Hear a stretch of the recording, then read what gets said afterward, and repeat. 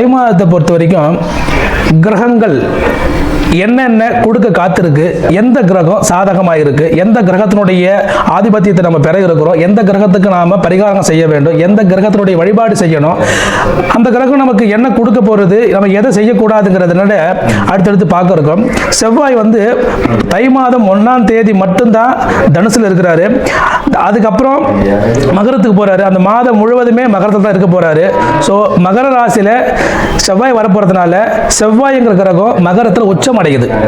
அப்போ மகர ராசியில் உள்ள நபர்கள் அவங்க கொஞ்சம் கவனத்தோடு இருக்கணும். வார்த்தைகளும் சரி, தன்னுடைய இளைய சகோதரர் வழிகளும் சரி. ஏன்னா செவ்வாய்ங்கிற கிரகம் சகோதரரை மட்டும்தான் சுட்டி காட்டுறதுனால கொஞ்சம் கவனமா இருக்கணும்.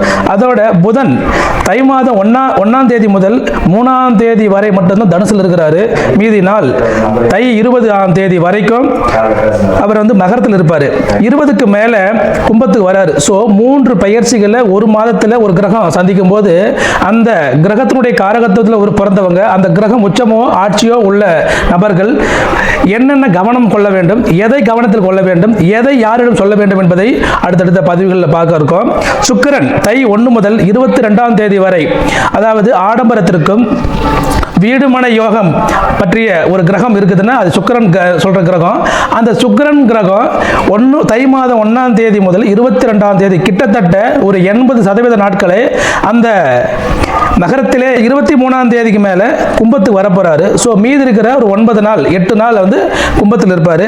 அந்த அப்படி இருக்கிற காலகட்டத்தில் எந்த ராசிக்கெல்லாம் அவர் வந்து சுபராகவும் எந்த ராசி கொஞ்சம் கவனமா இருக்கணுங்கிறத பார்க்க போறோம். அடுத்தது சூரியன். சூரியன் அப்படி எடுத்துக்கிட்டா அது வந்து மாதக்கோள். அந்த கிரகம் எங்க இருக்கிறதோ அந்த கிரகம் அதனுடைய மாதம் முடிகிற வரைக்கும் அதே இடத்துல இருக்கும். ஸோ சூரியன் கிரகம் மகரத்தில் ராசியில் இருக்க போறாரு. இந்த மகர ராசியில் சூரியன் இருக்கிற காலகட்டத்தில் இந்த மாதம் முழுவதும் சுபமான பலன்களையும் சில கசப்பான அனுபவங்களையும் யாரெல்லாம் அனுபவிக்க போறாங்கன்றத இந்த பதிவில் பார்க்க இருக்கோம். இந்த மகர ராசி அப்படின்னா சனியுடைய காரகத்துவத்தை கொண்ட ஒரு ராசி. பெருமளவு தொழில் மற்றும் தொழில் நிறுவனங்களிலேயும் ஒரு இயந்திரத்தனமான வாழ்க்கையும் செய்து கொண்டிருப்பவர்கள் இந்த மகர ராசி. எந்த நேரம் சதா தொழில் பண்ணணும் அந்த எண்ணம் இருந்துகிட்டே இருக்கும். அந்த மகர ராசிக்கு தை மாதம் கிரகங்களோட சஞ்சாரம் எப்படி இருக்குங்கிறத பார்ப்போம். ராசியிலேயே 4 கிரகங்கள் இருக்குங்க. சூரியன், சுக்கிரன், புதன், செவ்வாய். சனி அப்படிங்கிற ராசிநாதன் 3ஆம் இடத்தில் இருக்கிறார். உங்கள் ராசிநாதன் 3ஆம் இடத்தில் இருப்பது உங்களுடைய வெற்றியை சொல்லுதுங்க, முயற்சியை சொல்லுதுங்க. நீங்கள் முயற்சி செய்யும் பொழுது உங்களுடைய வெற்றி நிச்சயம் உண்டு அப்படிங்கிறதுல எந்த விதமான உங்களுக்கு டவுட்டும் வேண்டாம். அதோட உங்களுடைய 2ஆம் அதிபதி அப்படிங்கிற சனி 3ஆம் இடத்தில் இருக்குதுங்க. உங்களோட குடும்பத்தினுடைய வளர்ச்சியும் ஒரு படி மேலே போகும். ராசிக்கு 6ல் குரு இருக்கிறாரு. இந்த ராசிக்கு 6ல் குரு என்ன உங்களுக்கு காத்திருக்குதுன்னா கடன், நோய், எதிரி, இது 3மே நிவர்த்தி ஆகுது. கடன், நோய், எதிரி தான் மிகப்பெரிய சிக்கலை கொடுக்குது. அங்கே குரு இருக்கிறதுங்காட்டியும் இது எல்லாமே நிவர்த்தியை செய்யுதுங்க. 6ஆம் இடத்தில் உள்ள குரு தன்னுடைய 5ஆம் பார்வையாக 10ஆம் இடத்தை பார்க்குது. இந்த 10ஆம் இடம்ங்கிறது தொழில் ஸ்தானம். தொழில் ஸ்தானம் வலுப்பெறுகிறது. வேலை செய்கிற, வேலைக்கு போகிற, வருமானம் குறைவு, வருமானம் வரல, பல நஷ்டங்களை மட்டுமே சந்திச்சுட்டு இருக்கிறேன், அது எல்லாமே மாறும். சரி, என்னுடைய தொழிலுக்கு கடன் கிடைக்குமா, ஒரு வளர்ச்சி இருக்குமா, ரொம்ப நாள் ஒரு மிஷின் ஒன்று வாங்கணும்னு நினைக்கிறேன், அந்த மிஷின் வாங்க முடியுமா, அதுக்கு லோன் கிடைக்குமா, கண்டிப்பாக கிடைக்கும். இந்த 6ல் உள்ள குரு 10ஐ பார்க்கும் பொழுது தொழில் கடன் நிச்சயமாக கிடைக்கும்.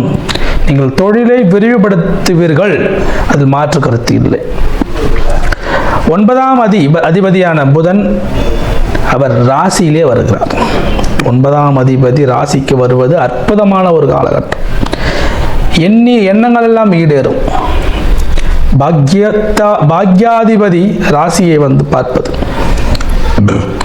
தேடி வந்து உதவுவாங்க. தகப்பனாருடைய ஆசீர்வாதம், தகப்பனாருடைய சொத்து, அவருடைய சேவிங்ஸில் இருந்த பணம் எல்லாமே உங்களுக்கு கைக்கு வரும். ஒரு அற்புதமான காலகட்டம். 11ஆம் அதிபதி உச்சம், 11ஆம் அதிபதி உச்சம் ஆகிறார். இது என்ன செய்யும்னா வெறும் லாபத்தை மட்டுமே கொட்டி கொடுக்கும். உங்கள் தொழிலில் 11ஆம் அதிபதி அப்படிங்கிற கிரகம் செவ்வாய் அவர் உச்சம் அடைகிறாரு. லாபம், எக்கச்சக்கமான லாபம் வரும். தொட்டதெல்லாம் தொழக்கூடிய காலம், அற்புதமான காலம் இந்த காலம். 8ஆம் இடத்தில் கேது இருந்து இருப்பது என்பது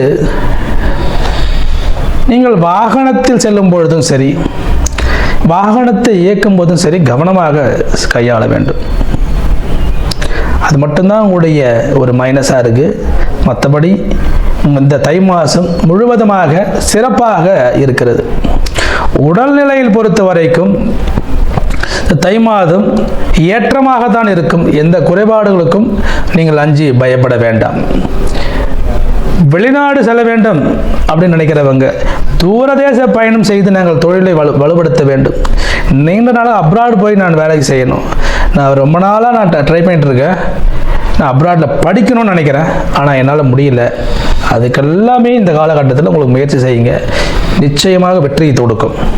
நன்றி, வணக்கம்.